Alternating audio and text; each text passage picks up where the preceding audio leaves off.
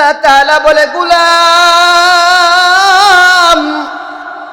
যেই ব্যক্তি আমি আল্লাহকে বই করবে রে গোলাম, যেই ব্যক্তি আমি আল্লাহ তাআলাকে বই করবে, আমি আল্লাহ তাআলাকে মহব্বত করবে, ওয়ামান ইয়াত্তাকিল্লাহা ইয়াজআল লাহু মাখরাজা। আল্লাহ তাআলা বলেন, যেই ব্যক্তি আল্লাহকে বই করে নামাজ পড়বে, আল্লাহকে বই করে গুনাহ ছেড়ে দিবে, আল্লাহকে বই করে করে তার জীবন পরিচালনা করবে। ও যুবক ভাই, ও পাহাড়পুরের বৃদ্ধ বাবারা,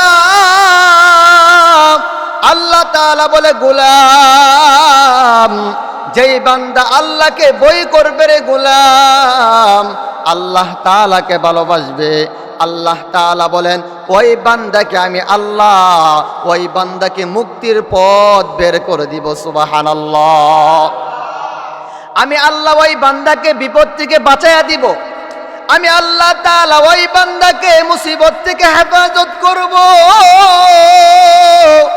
শুধু তাই না, যেই বান্দা আমি আল্লাহকে ভয় করবে, আমি আল্লাহ তাআলা ওই বান্দাকে রিজিক দিব। রিজিক আমি আল্লাহ তাআলাকে ভয় করলে বান্দাকে রিজিক দিব, বান্দার রিজিকের কোনো চিন্তা করতে হবে না।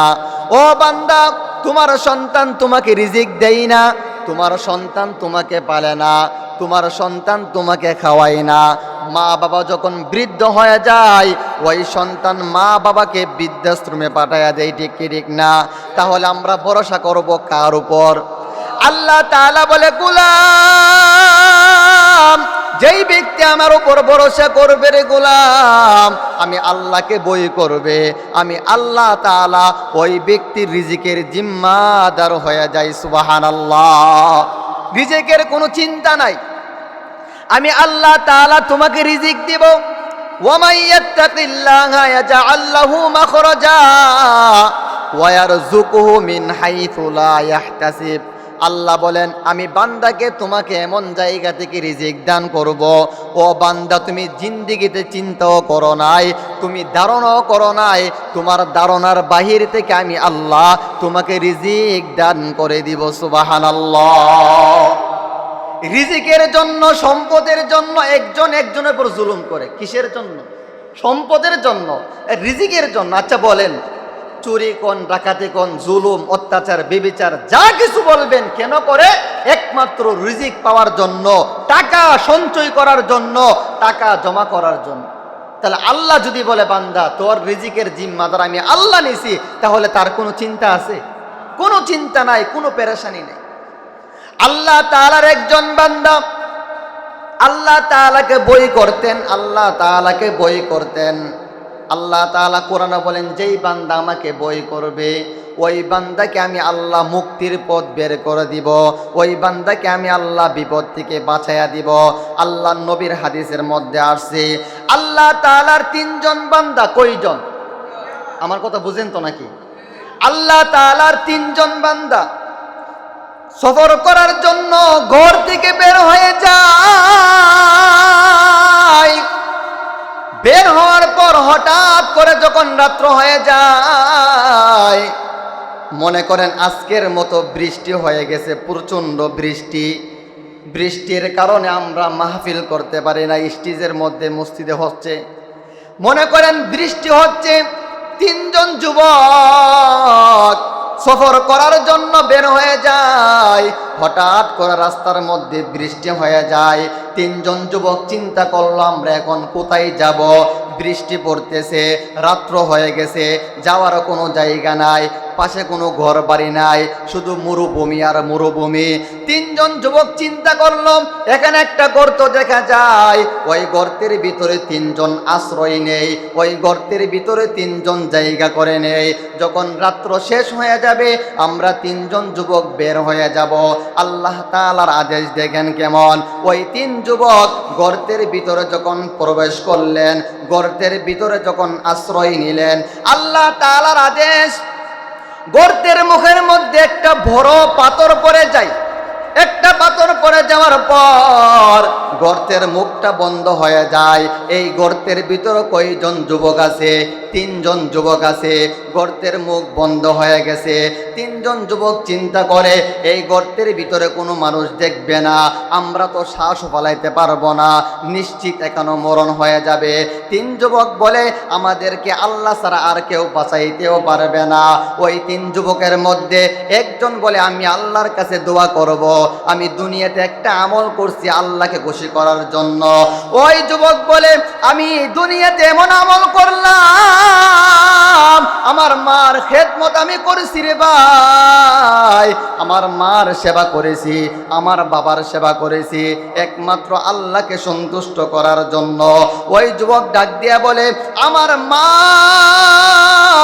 সব সময় আমার মাকে দুধ খাওয়াইতাম, আমার মাকে দুধ খাওয়াইতাম, আমার বাবাকে দুধ পান করাইতাম, তারপর আমার সন্তানদেরকে দুধ পান করাইতাম। একদিন দেখা যায় আমি যখন দুধ নিয়ে ঘরে যাই, আমার মা আমার বাবা ঘুমায়া যায়, আমি চিন্তার মধ্যে পড়ে যাই এখন কি মা বাবাকে ডাক দিব। এখন রাত্র বাজে 1:34, কথার কথা আজকে কয়টা বাজতেছে? 1:34। মনে করেন মা বাবা ঘুমায় আছে, সন্তান চিন্তা করে এখন আমার মাকে যদি আমি ডাক দিই, ও মা ঘুম থেকে জাগ্রত হয়ে যাও, তাহলে মার ঘুম ডিস্টার্ব হবে, মার ঘুম ভেঙে যাবে, মার কষ্ট হইতে পারে। সন্তান বলে না না, আমার মাকে আমি ডাক দিব না। সন্তান মার পাশে দুধ নিয়ে দাঁড়ায় আছে, রাত্র প্রায় শেষ হয়ে গেল। মা ঘুম থেকে জাগ্রত হইয়া দেখতে পাই সন্তান দাঁড়ায় আছে মার পাশে, হাতের মধ্যে দুধ নিয়ে দাঁড়ায় আছে। মা বলে সন্তান আমার জন্য কত মহাব্বত, তুমি কি রাত্র ঘুমাও নাই? রাত্র ঘুমাও নাই? সন্তান বলে মা আমি আপনাকে দুধ না খাওয়াই আমার সন্তানকে কোনোদিন খাওয়াই নাই, আজকে আইসা দেখি আপনি ঘুমায়া গেছেন রে মা, আমি আমার সন্তানকে খাওয়াইতে পারি না। মা সারা রাত আপনার পাশে দুধ নিয়ে দাঁড়ায় আছি। সুবহানাল্লাহ। মা সন্তানের উপর খুশি হয়ে গেছে, আল্লাহর কাছে সন্তানের জন্য দোয়া করছে। ওই গর্তের ভিতরে যুবক আটকা পড়া আছে, আল্লাহর কাছে দোয়া করে ও দয়ার মালিক, আমার মাকে মহাব্বত করছে আপনার জন্য, আমার মাকে ভালোবাসছে আপনার জন্য। আপনি তো কোরআনে বলেছেন ওয়াকাদা রাব্বুকা আল্লা তা'বুদু ইল্লা ইয়াহু ওয়া বিল ওয়ালিদাইনি ইহসানা। আল্লাহ বলেন বান্দা আমার ইবাদতের পর তোমার মার খেদমত করো। সুবহানাল্লাহ। ওই যুবক বলতেছে আল্লাহ আজকে আমি বিপদে আছি, আজকে আমি মুসিবতে আছি, আমার মার খেদমত করছি আপনাকে সন্তুষ্ট করার জন্য। আপনি যদি সন্তুষ্ট হয়ে থাকেন আজকে এই বিপদ থেকে আপনি ছাড়া কেউ বাঁচাইতে পারবে না, আপনি বিপদ থেকে আমাকে উদ্ধার করে দেন। বলেন না সুবহানাল্লাহ। আল্লাহর কাছে সন্তান যখন এরকম ভাবে দোয়া করছে সঙ্গে সঙ্গে পাথরটা একটু দূর হয়ে গেছে। সুবহানাল্লাহ। এরকম ভাবে 3 জন যুবকের 3টা দোয়া আছে, হযরত চলে আসছে, এই জন্য আর বলার সময় হয় নাই। যদি কোনো সময় আল্লাহ বাঁচায় রাখে, যদি সামনে সুযোগ হয় বাকিটা বলবো। ওমা তৌফিক ইল্লা বিল্লাহ। আল্লাহ তাআলা আমাদের সকলকে তৌফিক দান করুক, মার খেদমত করার তৌফিক দান করুক।